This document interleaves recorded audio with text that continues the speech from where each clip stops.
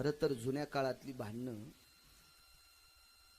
मी गावाकडे असताना माझ्या लहानपणी 4-2 म्हातारे सांगायचे, बाळू त्या चिचपटीसाठी आमच्या 10 वर्ष भांडण चाललं. मग कसे जायचे तुम्ही कोर्टात? काय नाही म्हणे, इथून गणेशपूरला जायचो तेव्हा 3 एसट्या चालू होत्या, त्या एकाच एसटीत आम्ही दोघं जाचो. जिंतूरला उतरलं की ते कोर्ट चालू होस तर एका जांभळी खाली आपलं भाकरी खाचो संगत दोघं. फक्त तिथं गेल्यावर कोर्ट सुरू झाल्यावर दोघांचे वकील 2, आणि येताना पुन्हा एकाच एसटीत असो. याचं नाव भांडण. याला म्हणायचं नैतिकतेचं भांडण. असं महाभारत होतं. महाभारतामध्ये 18 लोक वितुष्टवादी होते. त्याच्यात नंबर 1 चा हलकट होता शकुन्या. विठ्ठला विठ्ठला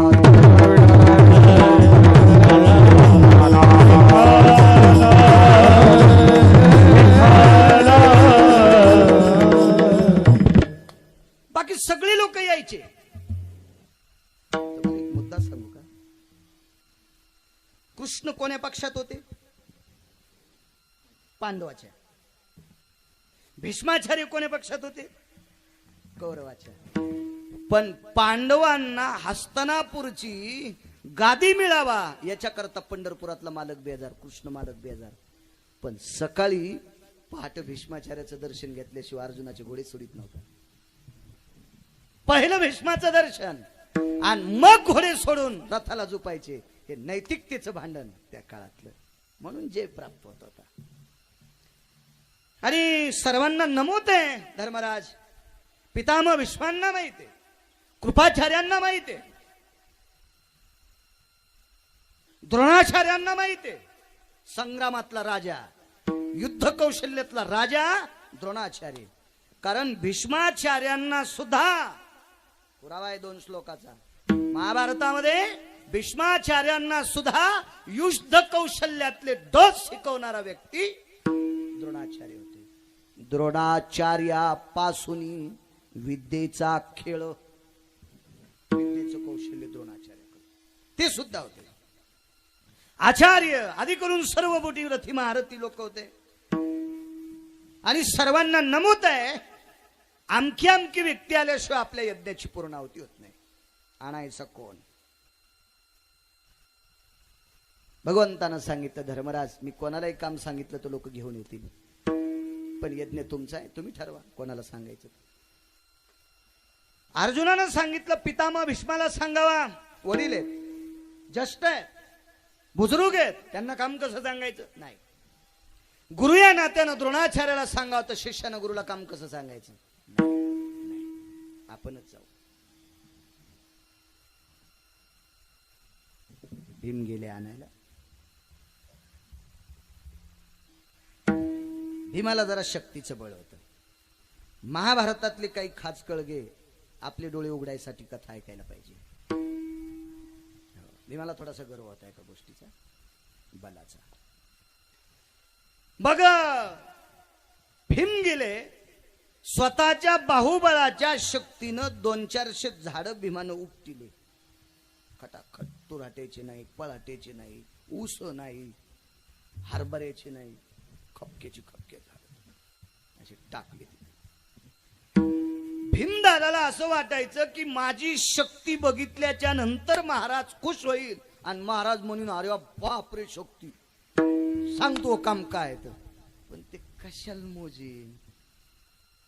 बोकड्याचे शिंग किती जरी वाढे तर शिव भेट असतो का? बसताचिया डोई फुटता वर्णाचिया सोई, मग केशरी का नवाई पुच्छ हलवी. त्या काठीत काले जरी बोकड्याला शिंग झाले तर शिव त्याच्या पुढे शब्द ढाली तर का? शिव शिव आहे. भीमदादाला वाटलं एवढी माझ्याकडे शक्ती आहे, महाराज माझ्यावर प्रसन्न होईल. कधी कधी माणूस होत ना अशा गोष्टी. एखाद्यानं म्हणा बाप्पा त्याच्याकडे 22 कारखाने. बर बर बर बर काय तू झटाक साखऱ्या देणार आहे तुझ्या पोरीस लागणार. पण वैभव पाहिलं की माणूस लाग आणि पदाला नमस्कार केला पाहिजे बरं का. हो, तलाठी आली आमच्या गावात. तलाठी आल्याच्या नंतर मग आम्हाला ते पेरे लिहून ते इमा भरायचा होता. तलाठी साहेब, मला काल्याचं कीर्तन आहे, ते आमचं आधी लिहा बाबा. बर, तू खाली पाहू. तलाठीची मायावर श्रद्धा होती, पण तुमच्या तिघायच्या 7-12 आधी होत्या ना, त्याला भेवणं. या तिघायतला एक जण म्हणायचं, महाराजाचा आधी लिहायला काय, त्याला 11:30 पाकिट भेटते, तरी त्याचा आधी लिहितोय, त्याला भीती ना. मग त्या तलाट्यानं खाली पाहत पाहत ह्या तिघायकडे बघितले, म्हणजे नाही करा महाराजाच. तलाठी साहेब, तुम्ही केलं बरं का, येतो बरं. आमच्या संघच तुला नाही म्हणायलो. हे म्हणला, तलाट्याला काय इतकं वाकून. तलाट्याला नाही केला, त्या माणसाला नाही नमस्कार केला, त्याच्या पदाला नमस्कार केला.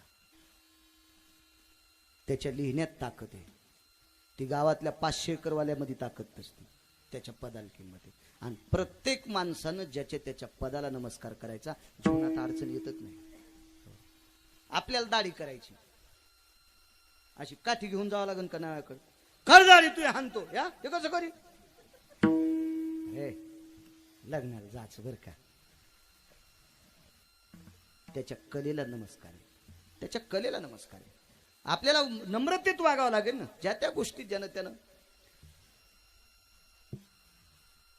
असं वाटलं भीमदादाला की माझ्या शक्तीला नमस्कार करतील, पण कोण करीत असतो माहितीये का, आपल्यापेक्षा कमी.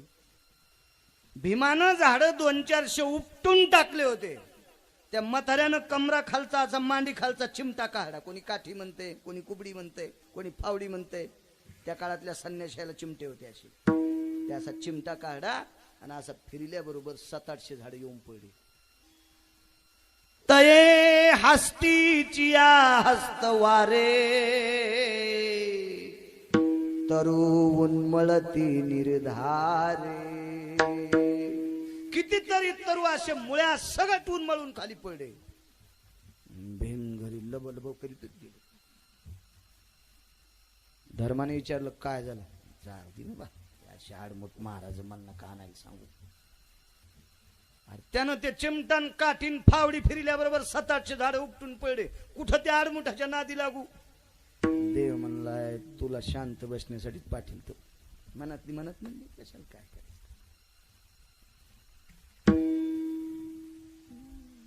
धर्माने सांगितलं मी जातो. वदंती भूमत्रयाम सत्यम वदंती वाच. जीवनभर खरं बोलणारा धर्म.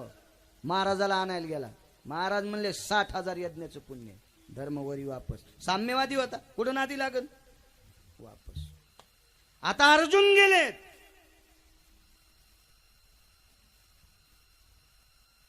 माणसाकडे जरसं काय असलं की माणूस गुरुगुरु करीत असत. बैठकीत विषय झाला आपला.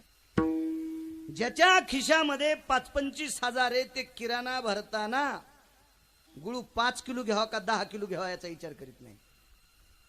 द्या 10 किलो गुळ, 15 किलोचे ढेकुळे द्या, तितकं बी आहेत ना 25,000 खिशात. पण ज्याच्या खिशातच 2-3 हजार आहे, पोळ्याच्या बाजाराला गेलं, त्यानं सांगितलं 15 किलोचे ढेकुळे, सगळे पैसे त्याच्यातच जातील, 3 किलो फोडून दे, असा नियम. तर अर्जुनाकडं जसं पैसे माणसाच्या खिशात असल्या माणूस बाजार टेकीत करते, अर्जुनाकडे शक्तीचं बळ होतं. धनुर्धारी अर्जुन, युद्धातला केशरी आहे. पुन्हा नाते सांगू कसे बलशाली आहेत. विश्वाच्या मालकाचा सख्खा मेवना आहे. आत्याच्या, मामाच्या, चुलतीच्या, आजीचा, पुतणीच्या, फलाना फलान, मग मी त्याचा नात जावाई, असं नातं नाही. सख्खा मेवना, सख्खा. लेटर पॅड असा इथंच खोसलेला होता, त्याच्यावर मुद्रा मारलेली कृष्णाने. अर्जुन म्हणले नाही ऐकलं तर तुमचं पत्र दाखवतो. पुढाऱ्याच्या पत्राने काम होते ना, होत असते. तुमचं तरी बळावत चाललंय हे बी मलाही कळतंय ना. नाही तर लय सप्ते जशाल तसे इजले तर इतकं सोपं थोडंच नाही. तिथूनच येऊ दिलं नसतं मला तर. मंडपावाल्याला तर आडील तर आहे की नाही. टेम्पो घेऊन येताना बळ लागत असत. तिथे गेल्याच्या नंतर सांगितलं मे ओम प्रथकी सुदेशु, रामकृष्ण नावाची ताकद आहे. मी प्रथकीचा पुत्र आहे. माझ्यापेक्षा त्याचा आवाज मोठा आहे. विठाला विठाला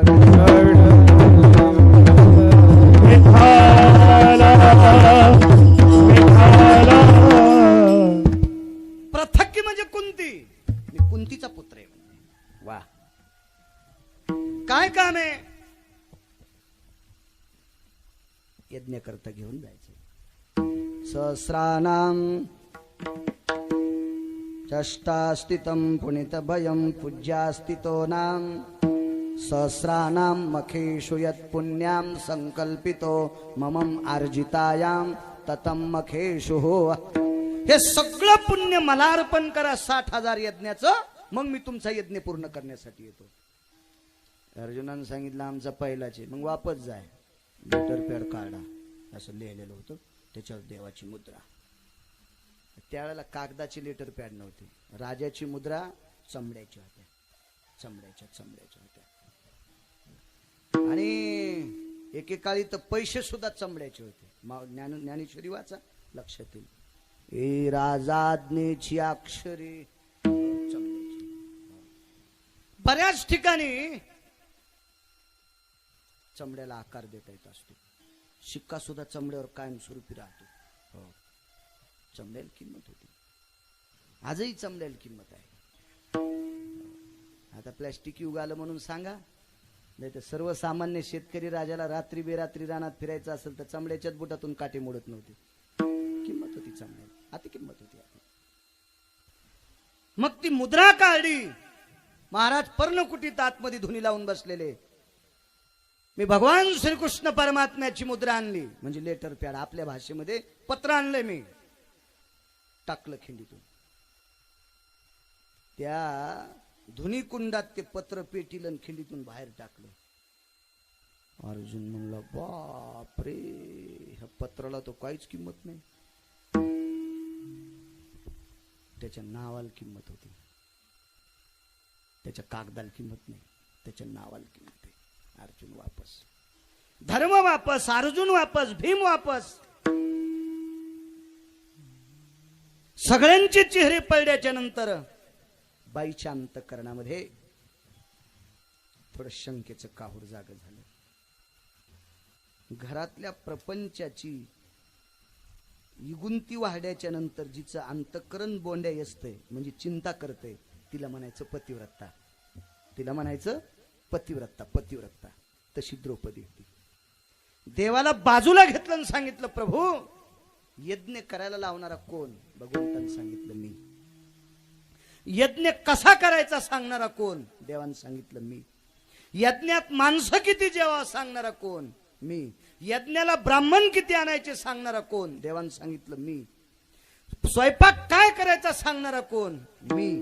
मग अडचणी आल्यावर सांगणारा कोण? देवानं सांगितलं मी. मग काऊन फुकी तू आम्हाला? हे निस्तार नामचं. अरे आगा तुझी वागोत्तरी, तुझ्या मुखातले शब्द कानावर पडल्याच्या नंतर माझ्या मालकानं यज्ञाचं नियोजन केलंय. हे तो सांगितलंच देवा. आता निस्तार ना तू. हे निवटायचं काम तुझं आहे. ताई, याला मी काय करणार आहे? ते महाराज 60,000 यज्ञाचं पुण्य मागतय. मग तू मला सांग ना देवा. मग ताई, जर हे तुला माहिती तर मला कशी विनंती करायली? देवा, बऱ्याच लोकांना दवाखाना माहित आहे रे. आमच्या दवाखान्यात गेल्यावर कोरोना राहतो, पण 2 लाख कुठून भरायचे ते तू दिलं आहे का नाही? द्रौपदीला माहित आहे महाराज येतोय, पण मला एकटीला जाता येत नाही ना. बाल्य रक्षन्ति पिता, तारुण्य रक्षन्ति भ्राता, वार्धक्ये रक्षन्ति पुत्रः, नैव नैव स्त्री स्वतंत्रता, नैवं गांजा कसम लिखितम. बंधनातलं जीवन, चारित्र्यातलं जीवन स्त्रीच आहे. ही भारताची स्त्री त्या बंधनातली आहे. मग दादा महाराज मी आणते, पण तिथपर्यंत मला तू घेऊन चाल. काय ताई, काय रस्ता आहे ते, चांदापूरला गेल्यासारखाच रस्ता आहे. तुमच्या गावाला गाड्या येतात, तेव्हा कशाच्या गाड्या? 50 वर्षापूर्वी काय गाडी येत होती तुमच्या गावात? असंच चला लागत असं ना, एका 11 आणि एका 2 12. तर तुम्ही आम्ही नसतो ना जुन्या काळात. कसं जाता येईल त्या डोंगरावर? अशा डोंगरावर राहणार साधून. देवानं सांगितलं पायाल खडे किती टोचतील आणि त्याची शरीर किती. राजस कुमार मदनाचा पुतळा रवी शशिकळा लोपलिया. काय गोड कस्तुरी मळवाट चंदनाची उटी रुळे माळकंठी वयजंती. अगणित लावण्य तेज पुंजाळती रत्न किळ फाकती प्रभा.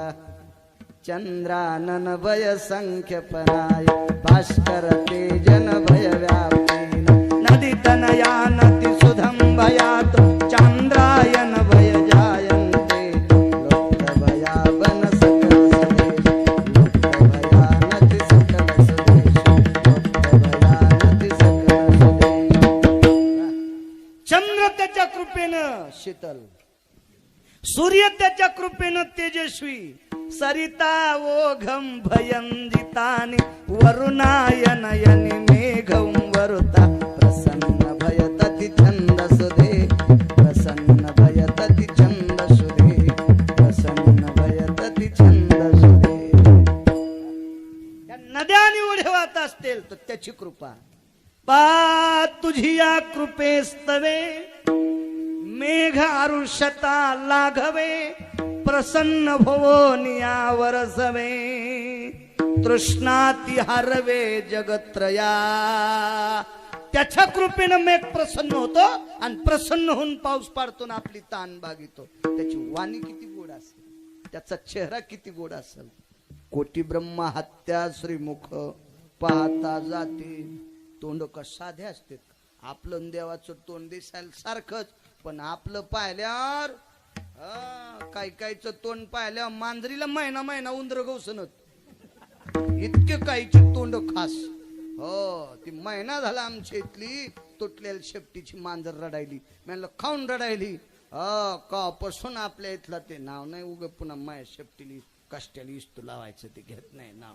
मला मांजरानं सांगितलं त्याला पाहिल्यापासून महिना झालं म्हणे उंदीर भेटन. आपले इतके खास चेहरे आणि आपलं चेहरा पाहिल्यावर पाप संपल ही त्याच्या चेहऱ्यात टाक. आणि कसं चलू मी पायी पायी. द्रौपदीनं सांगितलं रहू वरेषु मादिष्टिताहा. तुम्ही रथात बसा पण मी पायी चालणार. भगवान रथात आहेत, द्रौपदी पायी पायी. एक जण म्हणले महाभारतातला प्रश्न, द्रौपदीनं धर्माला सोबत का नेलं नाही, अर्जुनाला का सोबत नेलं नाही, भीमाला का सोबत नेलं नाही, देवालाच का नेलं. सृष्टीतली सर्व सत्ता ज्याच्या ताब्यात आहे तो सोबत असल्यावर काय कोण्या टपऱ्याची भीती. वृक्षाचे पान हाले ज्याची सत्ता. झाडाचं पान ज्याच्या सत्तेशिवाय हालत नाही असा जगाचा बाप सोबत असल्यावर तिला काय भीती. चला म्हणे पाय पाय गेली. तिथ गेल्याच्या नंतर आतमध्ये होतं माथारास बसलेलं, धुनी लावलेली. ते रथातच होता मालक, ते नाही उतरलं खाली. तो लय रगिलन. चांगल्या चांगल्या रगिलायनं त्याला बघितल्याच्या नंतर रगिलीचा रिवर्स गिअर टाकला पाहिजे. एक गुंडाळ म्हणला आपल्यासारखा गुंडाळच कोण नाही.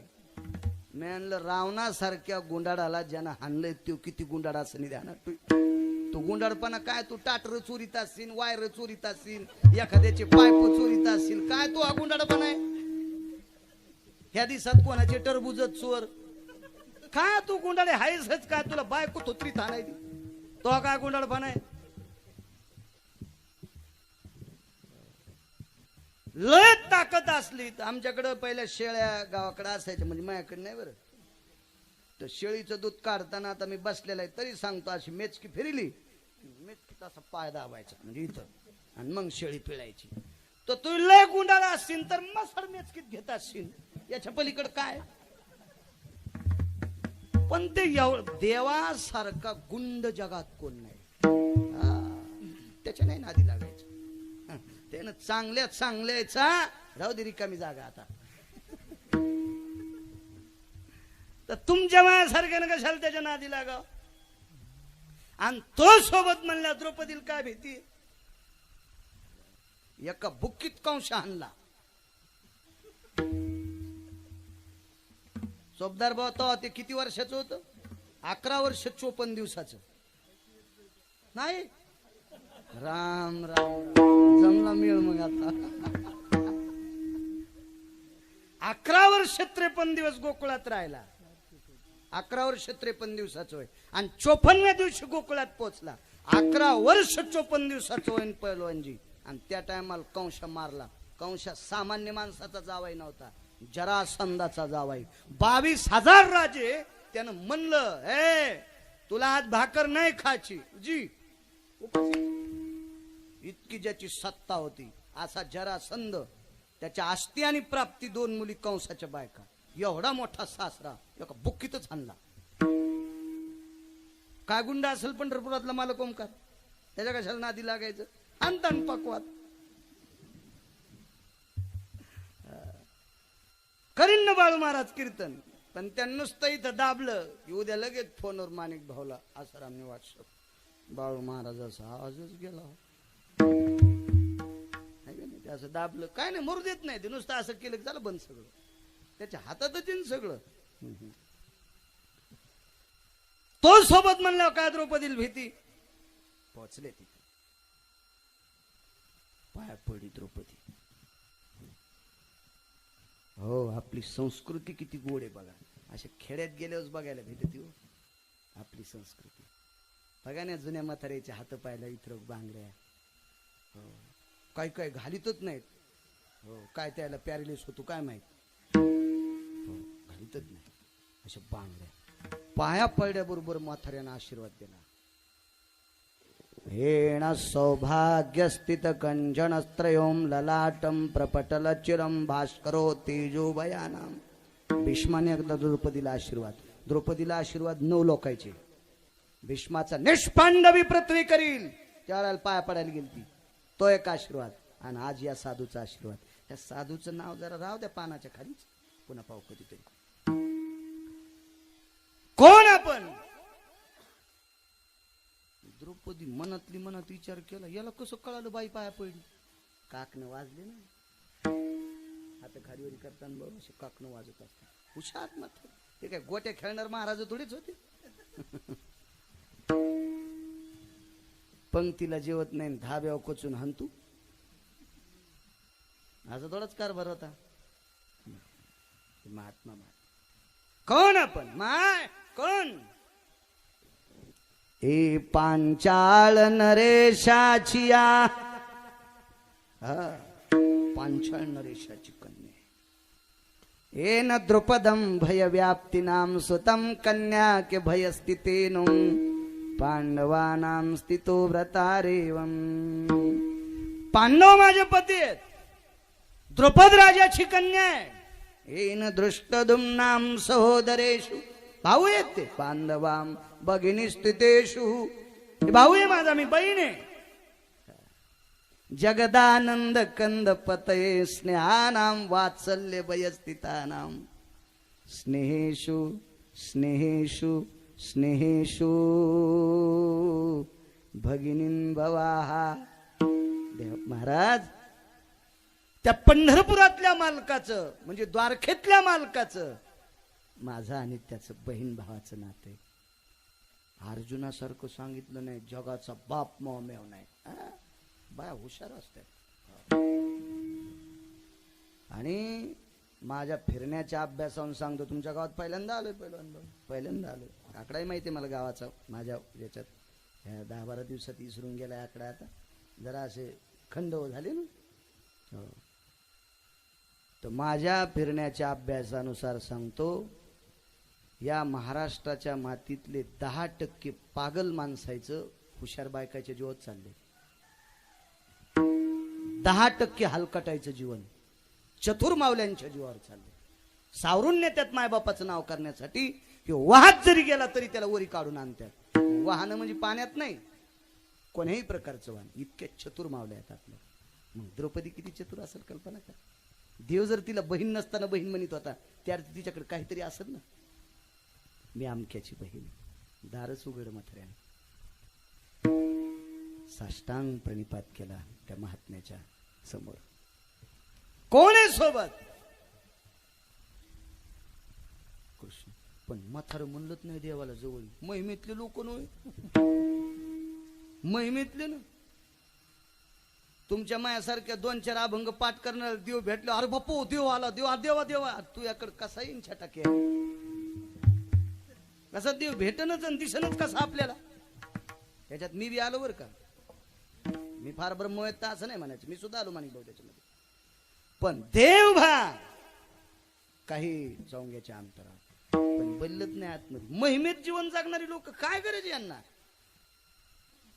परमार्थाची मस्ती होती या लोकांकडे, निष्ठा होती. त्याच्याकडे तुझं भजन करतो, तुला याच तरी नाही तर नको येऊ.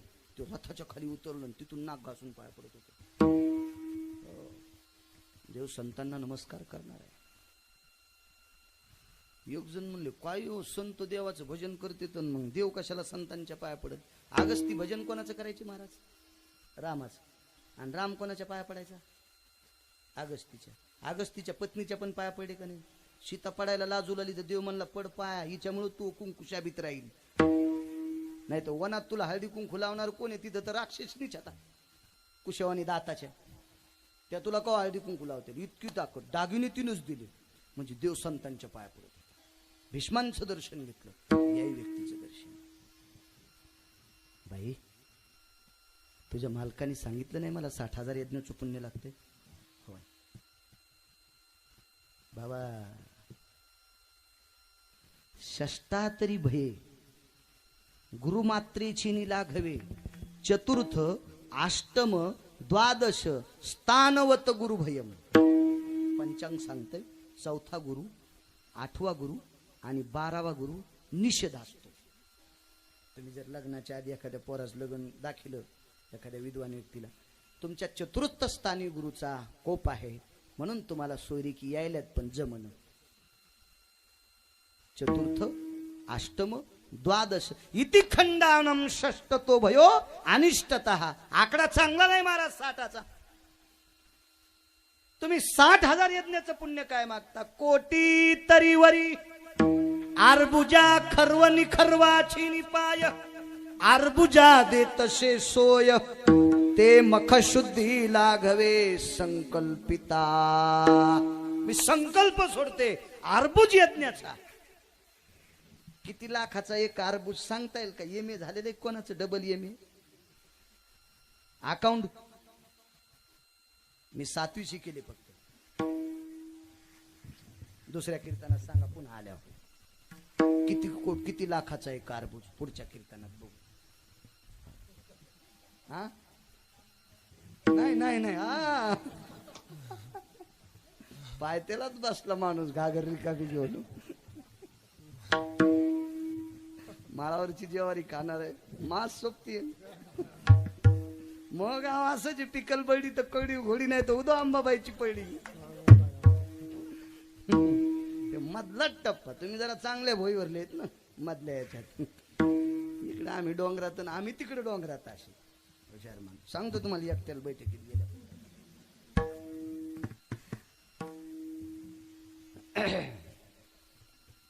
एवढं पुण्य देते. तै ललाटीचा स्वेद पुशिला. घामाला महाराज आकडा ऐकल्या महात्म्याला घामाला घाम. देव ज्याला एका फरलांगून नाक घासीत होता देव ज्याच्याकडे बघितल्यावर, आणि त्या महाराजाला द्रौपदीचं वाक्य ऐकल्यावर घामाला. एवढं हे मखे शुद्ध भवेन तत पुण्यायाम संकल्पिता तथो जाय. म्हातारा म्हणलं ओंकार महाराज एवढ्या यज्ञाचं पुण्य? ती म्हणली 1.5 लाख पाहिजे का अजून काही आरबूज पाहिजे का? याकडे खरवणी खरव कळत नाही ना. लाखातच बोलू आपल्याला. त्याच पिठलं मिळलं ना आपल्याला तर आरबुजाचं कवा घेऊन असायचा. खरं लाखाचं पिठलं कुठे सध्या आता खाल्लं जुने आहे म्हणे माझ्याकडे. मातुल कुळी जरी पाहता प्राकृत मध्ये सांगतो म्हणजे तुझ्या माहेराकडे जर बघितलं